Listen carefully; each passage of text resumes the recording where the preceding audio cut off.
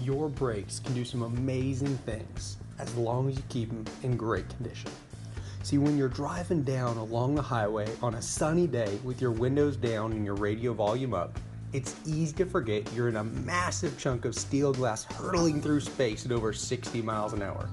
At that speed, if you need to stop, it could take up to the length of a football field. Now that's only if you kept your brakes in tip-top condition.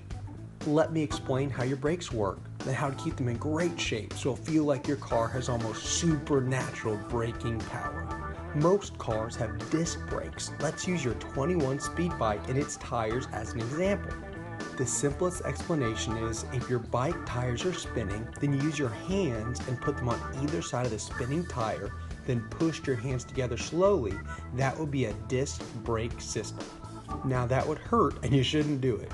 In this example, the bike tire is your car tire. The shiny metal around the wheels on your bike are the rotors, which is what the brake pads make contact with to slow down your vehicle.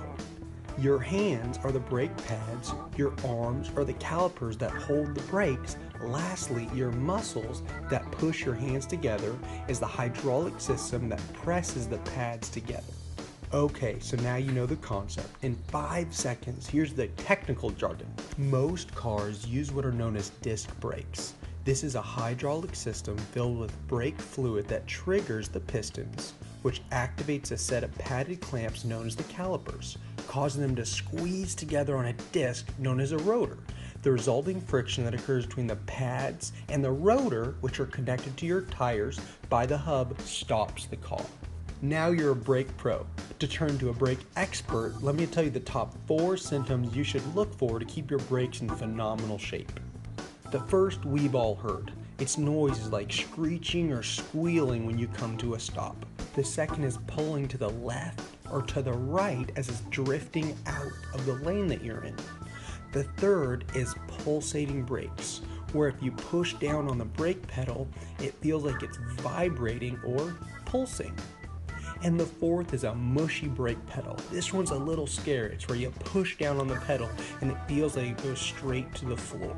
In this simple example, we have broken down a few of the main components to your braking system. This doesn't include the brake fluid, any of the components like springs, screws, lubrication hoses, the machining, or even the bleeding of the brake lines that goes into keeping your brakes in tip-top condition. So when we get a phone call asking, how much is a brake service? We have to run all these possible problems as well as the make and model of your vehicle and how much you drive to give you an accurate answer.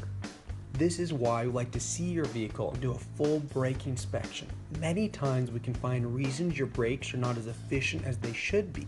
The most common reasons are your brake pads are wearing faster than they should, wearing unevenly, or the pressure is not being applied correctly through the hydraulic system.